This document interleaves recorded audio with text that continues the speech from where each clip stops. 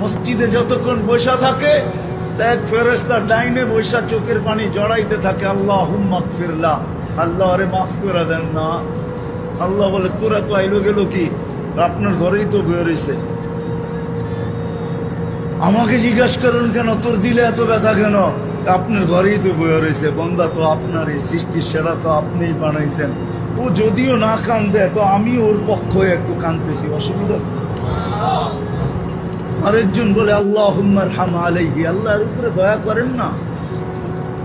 আপনার ঘরে বসে রইল, তারপরে যদি দয়া না করেন তো বাজারে গেলে করবেন, ওটা তো দয়ার জায়গাই না।